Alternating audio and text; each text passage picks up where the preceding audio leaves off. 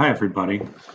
Today we're going to be exploring the very impressive process of the development of the COVID-19 vaccines.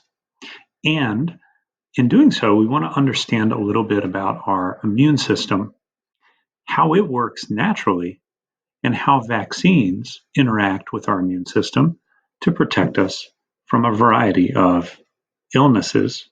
But in this case, we're talking about COVID-19. So, since warp speed got its name in a very superhero fashion, it seems appropriate to learn how these vaccines work through some superheroes in our own bodies. First, we want to meet those three superheroes, hailing from the white blood cell category.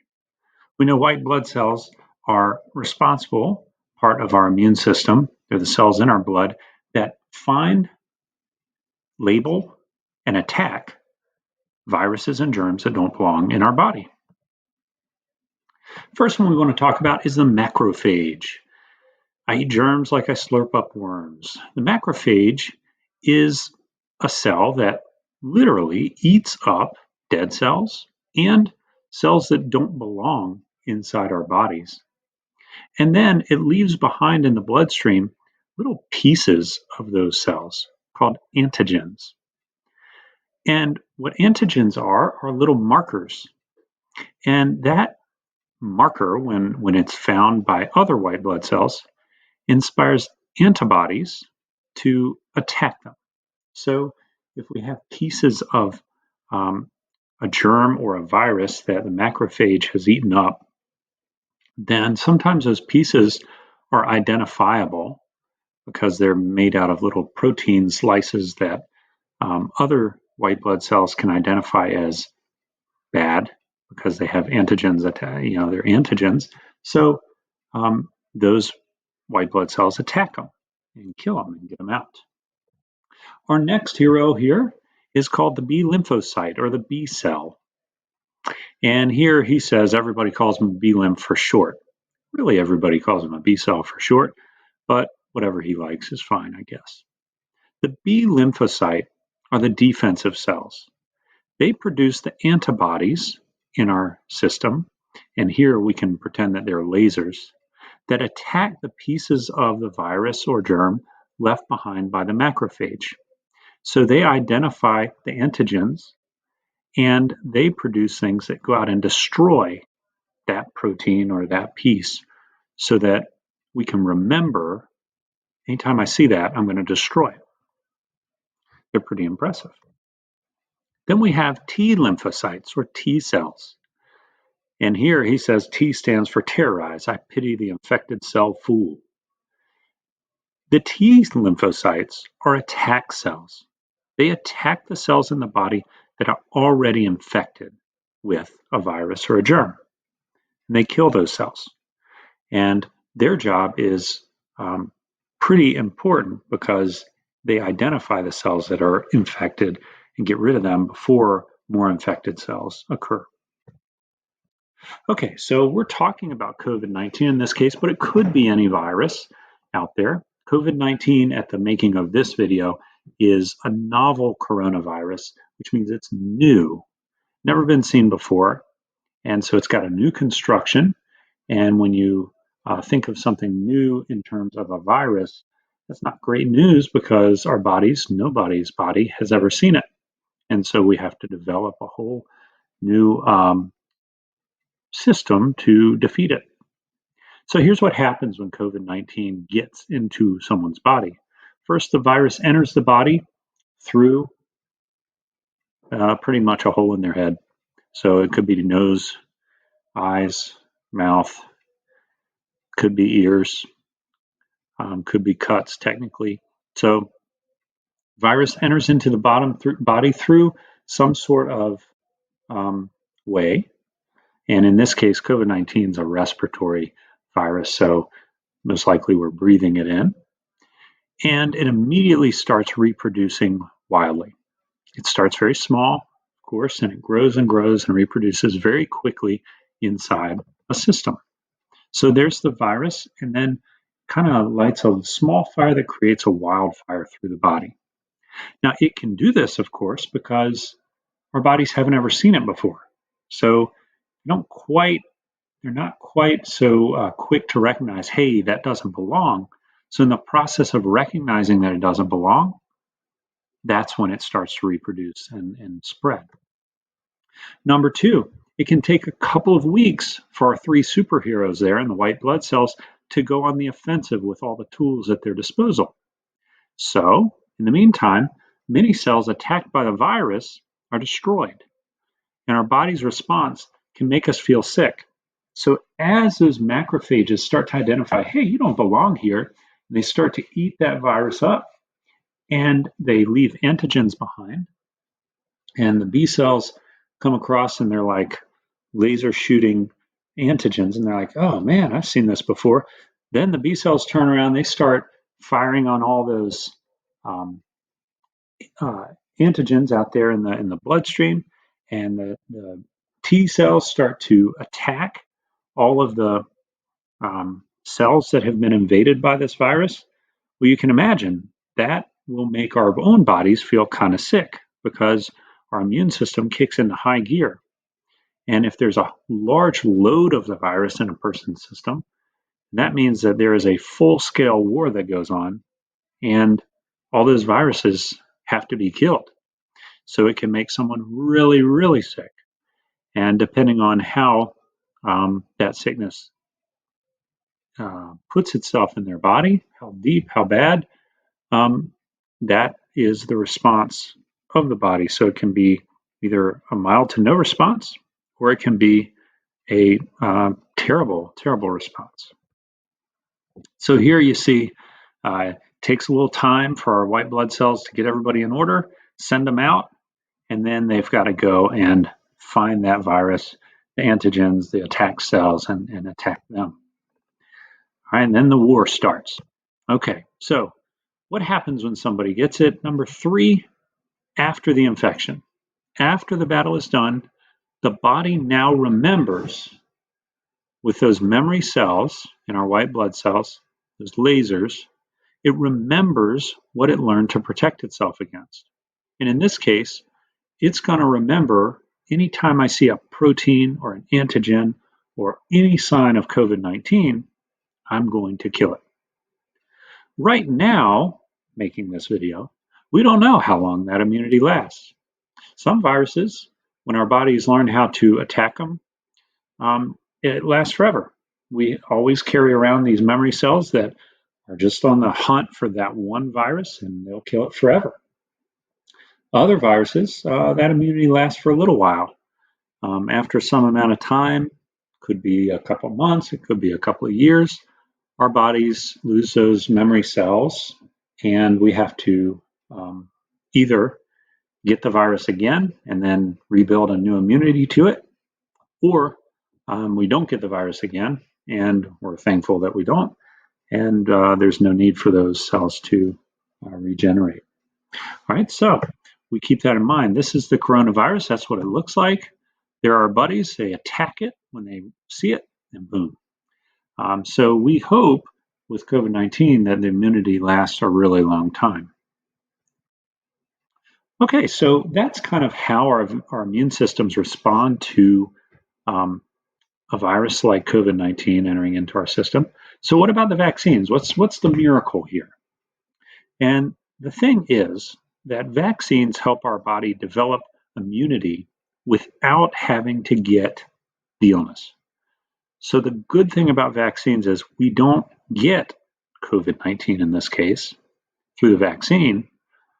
We kind of tease our immune system into responding to those little pieces that are involved in COVID-19, the little proteins that are in there that can come into our body in a vaccine harmlessly. We can respond to them. And then when the real virus comes in, our immune system already knows to look out for those proteins that are on the virus, and it just goes after them and kills it. So we want to be sure that we supply our body with enough memory T cells and B cells so T lymphocytes and B lymphocytes, that'll remember how to fight the virus going forward. All right, now, so here, for instance, when we put those T cells and B cells in our body, the vaccine goes in and then our body responds by producing these T cells and B cells. Every once in a while, a vaccine does have a little side effect to it. And by little side effect, that's relative to the illness itself. So in COVID's case, we don't want ourselves or anybody around us to catch COVID. So maybe, let's say, someone, maybe 1 in 200 people or something like that, has a slight fever, low fever for a day or two after getting a vaccine. That's a very small price to pay for immunity. So a low fever, 99 or 100 for a day or two, not a big deal when you consider the hundreds of thousands of people who are dying from that virus. All right, so the side effects are very low for the vaccine, and most people don't have any other than maybe a sore arm for a few minutes. All right, so there are 3 types of COVID-19 vaccines out there. There's the mRNA vaccine, there's something called a protein subunit vaccine, and there's a vector vaccine. And these are clever buggers. These are very clever vaccines. None of these vaccines can give you COVID-19. It's not possible. So you don't have to worry about that if you were to get a shot, any shot. They don't give you the disease. What they're doing is they're tricking your body's immune system into identifying the disease and killing it before it ever comes to you. So I call that inspiration to your immune system to recognize the virus. Okay, now here's the mRNA vaccine. mRNA vaccine teaches our body's immune cells, those B cells, T cells, to make the spike protein that's unique to COVID-19. Now, the spike protein is that red plume coming off of the outside of the coronavirus structure. Now, that spike protein is unique to COVID-19. No other COVIDs have that spike protein. No other organisms have that spike protein. That spike protein is unique to COVID-19. So, after copies of that spike protein are made, the vaccine goes into our bodies and it teaches some of our cells how to make that spike protein. Right now, that is not dangerous. That's perfectly safe. Our body is filled with all kinds of proteins, just tons and tons of different proteins, which are little structures, genetic structures that just give instructions for various things. But in this case, that protein strand is direction for the outside of the COVID-19 virus. So when we make those, the macrophages in our body say, hey, you don't belong here. You probably taste good, and they eat them. And then they mark that protein with antigens. Well, you know the next part of the story. If they mark them with antigens, then those T cells and B cells that are going through our body, they look for antigens all day, and they identify the antigen, that protein strand, and they kill it. They laser it, they guerrilla attack it, they kill it. Now, what happens next is, after a couple weeks of the vaccine being in our body, and our immune system is taught, hey, anytime you see this protein, kill it. Well, someone is around us with COVID-19, they breathe, we all got to breathe. We happen to breathe in the COVID-19 virus, it gets into our system. Well, now you see that spike protein on that guy. Well, what's going to happen? Immediately, before that virus has time to reproduce, our body goes after it, attacks it, and blows it up. So it doesn't have time to fester in our system. It's a brilliant idea, a brilliant vaccine. There's another type of vaccine called a protein subunit vaccine. Not a terribly exciting name, but a very cool thing. What this does is it takes harmless pieces of proteins that are found in the virus genetic sequence, and it cuts them up. And then it takes some of those proteins that are kind of unique to that virus, and it says, okay, we're going to take those and we're going to inject those proteins, not the virus, but little pieces that are identifiable to the virus, and we're going to throw them into a vaccine, and we're going to put them in the person's body, and immediately, kind of like the identification process with the mRNA vaccine, our T cells and B cells are going through, and they identify the proteins that don't belong. Macrophages eat them up, antigens are made, antibodies are made. Those cells are attacked, and they're remembered. Those protein sequences are remembered, antibodies are present, and the virus, when it comes into our bloodstream, is destroyed immediately. So let's pretend that glass, if it were full of the marbles, that would be the COVID virus. But what the scientists have done is they've cut it up, so they've taken a few of those proteins out of the virus, which themselves are not the virus, they're just little strands, and then they put them in a vaccine, and they put them in someone's arm, and then we develop immunity to it. We kill it anytime we see a protein identified with COVID-19. Pretty awesome. So there's our cell attacking. I like that, gorilla man. Okay, the third type of vaccine is the vector vaccine. And the vector vaccine works a little bit differently from the other two. What happens here is we take a weakened virus.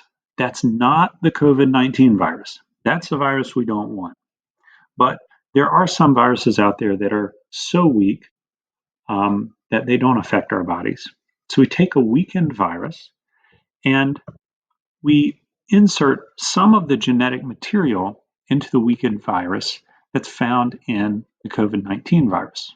And that's called a viral vector. If you've ever heard of a Trojan horse, it was in Roman times. They sent this big wooden horse as a fake gift to the city that they wanted to attack. And the Roman soldiers jumped inside the horse.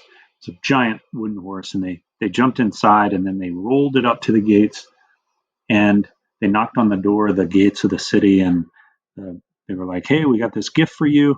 And then they said, oh, thank you. And they lower the gates, and they bring the horse in, they roll it in, and then they shut the gates. And then, of course, all the soldiers jump out and start attacking the city. Well, that's kind of what this is. So we've got this fake virus, this kind of weakened virus with genetic material found in COVID-19 that identifies COVID-19, but it's not COVID-19. And then once that viral vector, that Trojan horse is in our cells, it tells our cells to make a protein that's found in COVID-19. And it makes that protein, our cell makes that protein, and our immune system says, hey, that doesn't belong. We get T and B cells to fight that protein. And now, similarly to the other shots, as soon as we see that protein in our system, they're attacked. It's just a pile-on, and our immune system kills any protein that's associated with COVID-19, in that case, and kills the cells associated with it. So here's what we have to do. Right now, at the making of this video, I feel like I'm saying that a lot, kids can't get the vaccine. In fact, a lot of people can't get it right now because it's not quite available, but hopefully it will be soon to the general population, and then soon after to children. And so the important thing is to get the vaccine when it's your turn to get it, because we take these things like wearing masks and 6 feet apart and washing our hands. Those are extremely important measures to take because they keep the virus physically away from us. If we aren't near the virus can't come in our system. Okay, so that's important. On the other hand, we want to prepare our bodies for being able to fight the virus. So we get the vaccine so that if the virus comes into our system, it's killed immediately. And if it's killed immediately, then we don't get it. And if we don't get it, we can't spread it. So we need these masks and 6 feet distance and washing hands to occur, because we need to be sure that we don't get the virus if we can at all keep away from it, particularly when we don't have a vaccine in us. But then we also need to get the vaccine so that we can eradicate the virus from the larger system of people. Now, we still have a lot to learn about COVID-19, but we have a long history of vaccines in other areas, and they've been extremely important in keeping our human population, as well as animal populations, going. So, thanks for your attention. It's a lot of information, but it's a lot of very important information for you to have in mind.